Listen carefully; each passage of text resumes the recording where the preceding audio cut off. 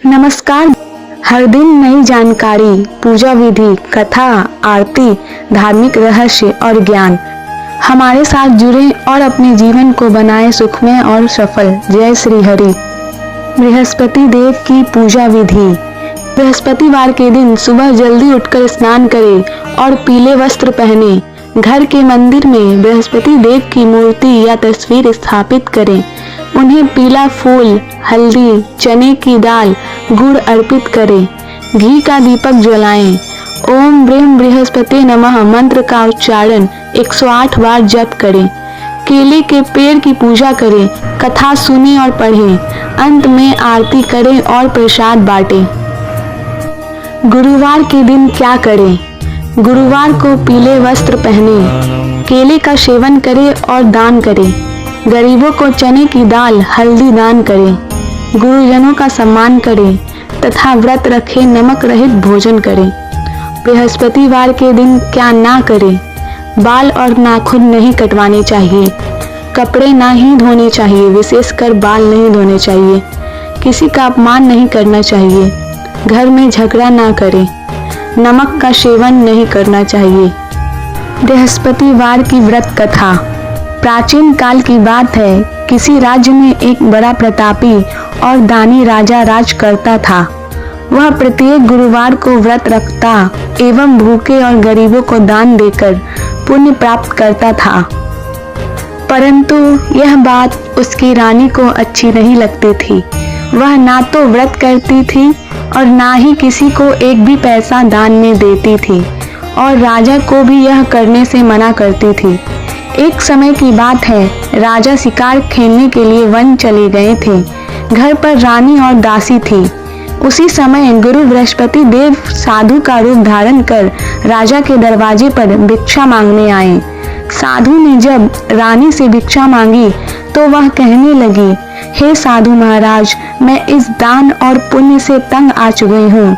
आप कोई ऐसा उपाय बताएं जिससे कि यह सारा धन नष्ट हो जाए और मैं आराम से रह सकूं। बृहस्पति देव ने कहा, हे देवी, तुम बड़ी विचित्र हो।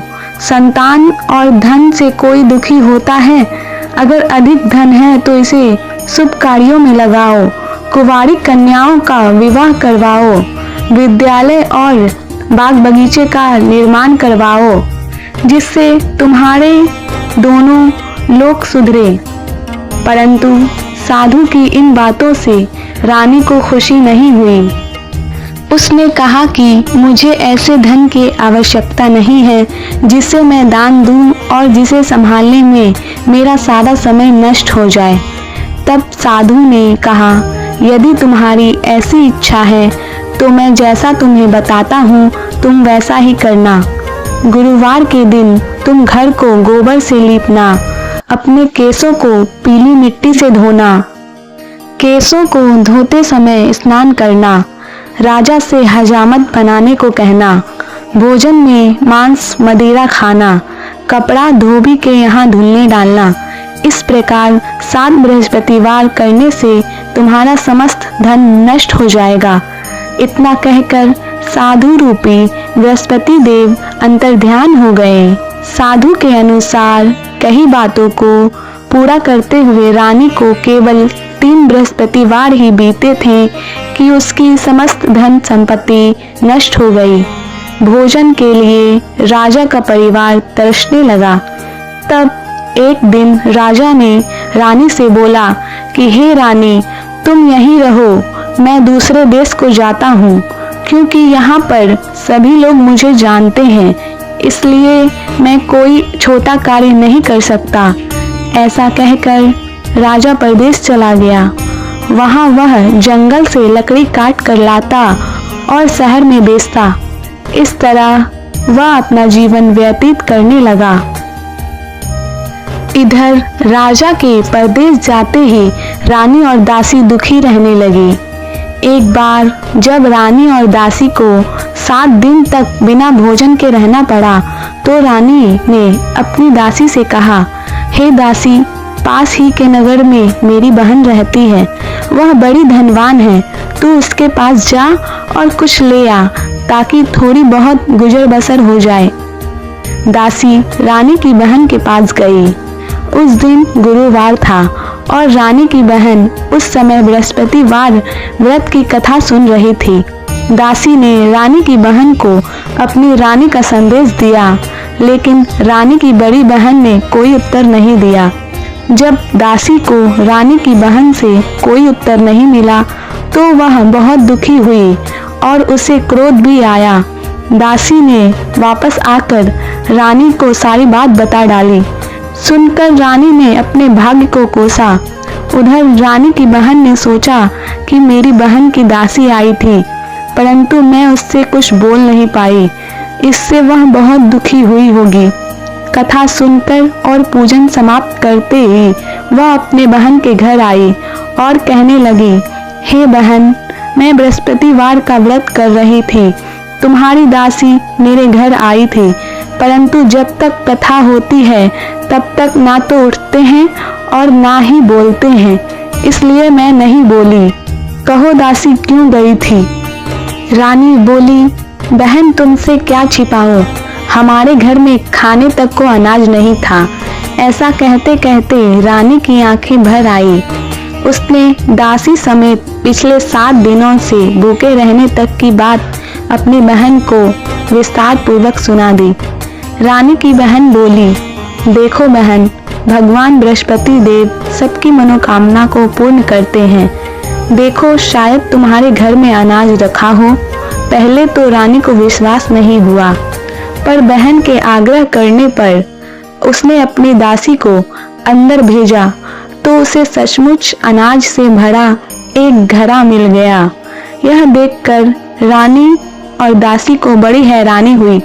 दासी रानी से कहने लगी, हे रानी, जब हमको भोजन नहीं मिलता तो हम व्रत ही तो करते हैं, इसलिए क्यों ना इनसे व्रत और कथा की विधि पूछ ली जाए ताकि हम भी व्रत कर सकें। तब रानी ने अपनी बहन से बृहस्पतिवार व्रत के बारे में पूछा।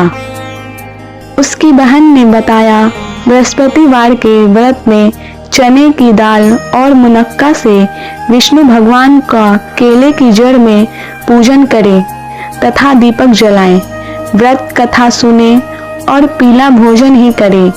इससे बृहस्पति देव प्रसन्न होते हैं।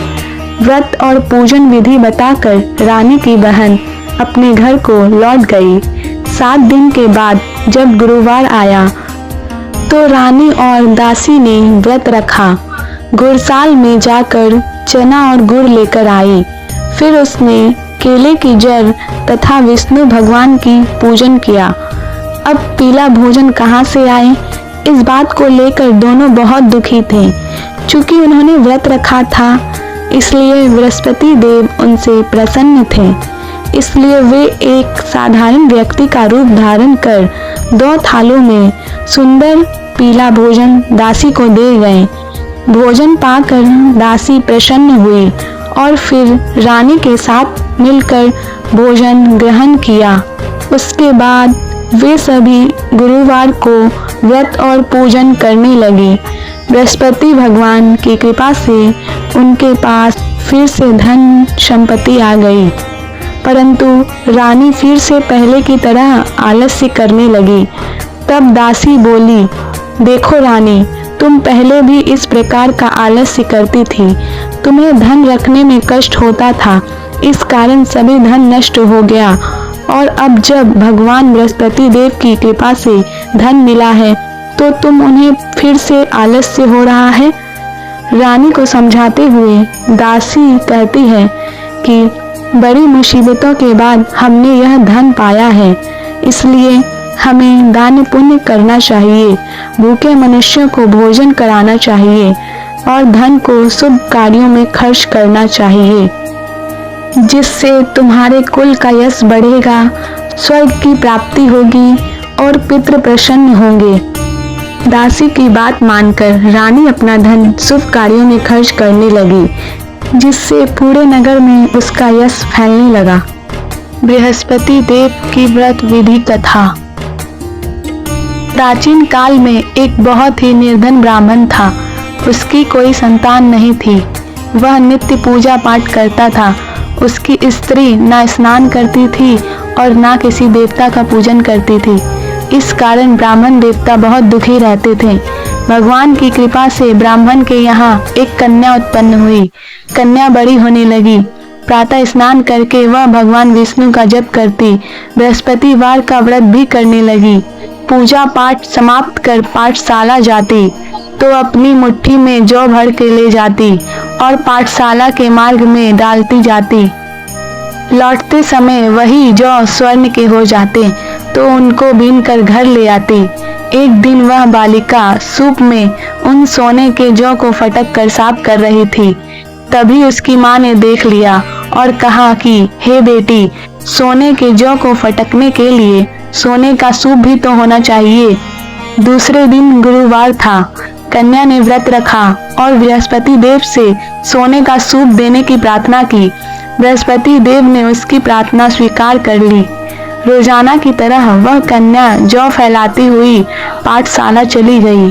पाठशाला से लौटकर जब वह जौ बीन रही थी तो बृहस्पति देव की कृपा से उसे सोने का सूप मिला।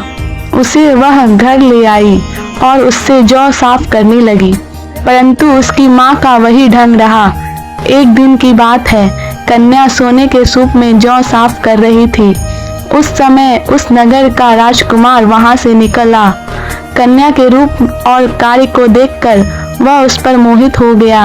राजमहल आकर वह भोजन तथा जल त्याग कर उदास होकर लेट गया। राजा को जब राजकुमार द्वारा अन्न जल त्यागने का समाचार ज्ञात हुआ तो अपनी मंत्रियों के साथ वह अपने पुत्र के पास गया और कारण पूछा।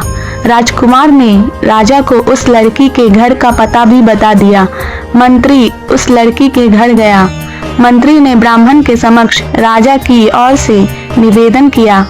कुछ ही दिन बाद ब्राह्मण की कन्या का विवाह राजकुमार के साथ संपन्न हो गया। कन्या के घर से जाते ही ब्राह्मण के घर में पहले की भांति गरीबी का निवास हो गया। एक दिन दुखी होकर ब्राह्मण अपनी पुत्री से मिलने गया। बेटी ने पिता की अवस्था को देखा और अपनी माँ का हाल पूछा। ब्राह्मण ने सभी हाल कह दिया।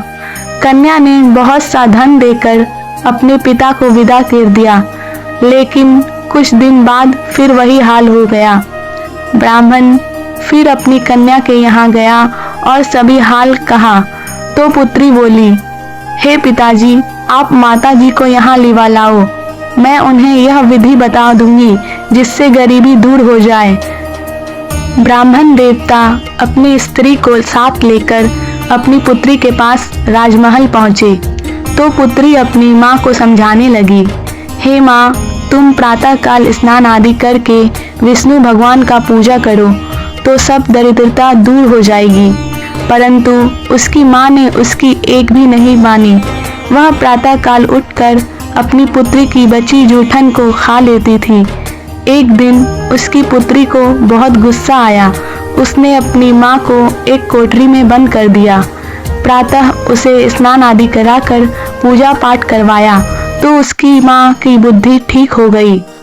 इसके बाद वह नियम से पूजा पाठ करने लगी और प्रत्येक बृहस्पतिवार को व्रत करने लगी। इस व्रत के प्रभाव से मृत्यु के बाद वह स्वर्ग को गई। वह ब्राह्मण भी सुखपूर्वक इस लोक का सुख भोग कर स्वर्ग को प्राप्त हुआ। इस तरह कहानी कहकर साधु बने देवता वहां से लोप हो गए। धीरे धीरे समय व्यतीत होने पर फिर बृहस्पतिवार का दिन आया। राजा जंगल से लकड़ी काट कर शहर में बेचने गया। उसे उस दिन और दिनों से अधिक धन मिला। राजा ने चना, गुड़ आदि लाकर बृहस्पतिवार का व्रत किया। उस दिन से उसके सभी कलेश दूर हो गए। परंतु जब अगले गुरुवार का दिन आया तो बृहस्पतिवार का व्रत करना भूल गया। इस कारण बृहस्पति भगवान नाराज हो गए। उस दिन उस नगर के राजा ने विशाल यज्ञ का आयोजन किया तथा अपने समस्त राज्य में घोषणा करवा दी कि सभी मेरे यहाँ भोजन करने आए। किसी के घर चूल्हा ना जले। इस आज्ञा को जो ना मानेगा उसे फांसी दी जाएगी। राजा की आज्ञा अनुसार राज्य के सभी वासी राजा के भोज में सम्मिलित हुए, लेकिन लकड़हारा कुछ देर से पहुंचा, इसलिए राजा उसको अपने साथ महल में ले गए। जब राजा लकड़हारे को भोजन करा रहे थे तो रानी की दृष्टि उस खूंटी पर पड़ी जिस पर उसका हार लटका हुआ था। उसे हार खूंटी पर लटका दिखाई नहीं दिया। राजा को निश्चय हो गया कि मेरा हार इस लकड़हारे ने चुरा लिया है। उसी समय सैनिक बुलवा कर उसको जेल में डलवा दिया। लकड़हारा जेल में विचार करने लगा कि ना जाने मैंने कौन से पूर्व जन्म के कर्म से मुझे यह दुख प्राप्त हुआ है, और जंगल में मिले साधु को याद करने लगा। तत्काल बृहस्पति देव साधु के रूप में प्रकट हो गए और कहने लगे, अरे मूर्ख, तूने बृहस्पति देवता की कथा नहीं की, उसी कारण तुझे यह दुख प्राप्त हुआ है। अब चिंता मत कर, बृहस्पतिवार के दिन जेल खाने के दरवाजे पे तुम्हें 4 पैसे पड़े मिलेंगे। उनसे तू बृहस्पतिवार की पूजा करना तो तेरे सभी कष्ट दूर होंगे। अगले बृहस्पतिवार उसे जेल के द्वार पर 4 पैसे मिले। राजा ने पूजा का सामान मंगवाकर कथा कही और प्रसाद बांटा। उसी रात्रि में बृहस्पति देव ने उस नगर के राजा को स्वप्न में कहा, हे राजा, तूने जिसे जेल में बंद किया है उसे कल छोड़ देना, वह निर्दोष है। राजा प्रातःकाल उठा और खूंटी पर हार टंगा देखकर लकड़हारे को बुलाकर क्षमा मांगी तथा राजा के योग्य सुंदर वस्त्र आभूषण भेंट कर उसे विदा किया। गुरुदेव की आज्ञा अनुसार राजा अपने नगर को चल दिया। राजा जब नगर के निकट पहुंचा तो उसे बड़ा ही आश्चर्य हुआ।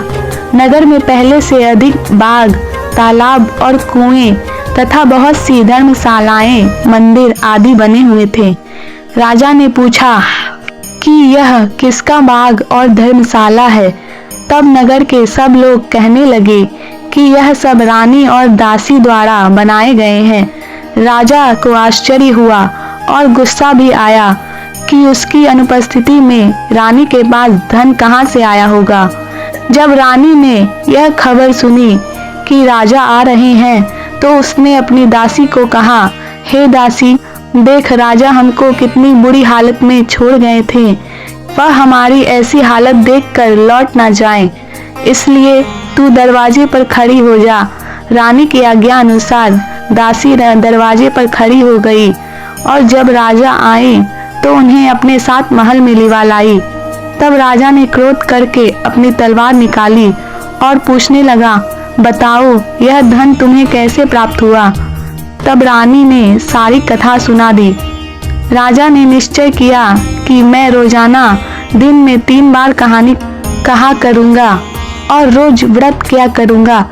अब हर समय राजा के दुपट्टे में चने की दाल बनी रहती तथा दिन में 3 बार कथा कहता। एक रोज राजा ने विचार किया कि चलो अपनी बहन के यहाँ हो आऊं।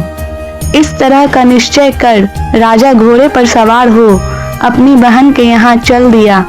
मार्ग में उसने देखा कि कुछ आदमी एक मुर्दे को लिए जा रहे हैं। उन्हें रोककर राजा कहने लगा, अरे भाइयों, मेरी बृहस्पतिवार की कथा सुन लो।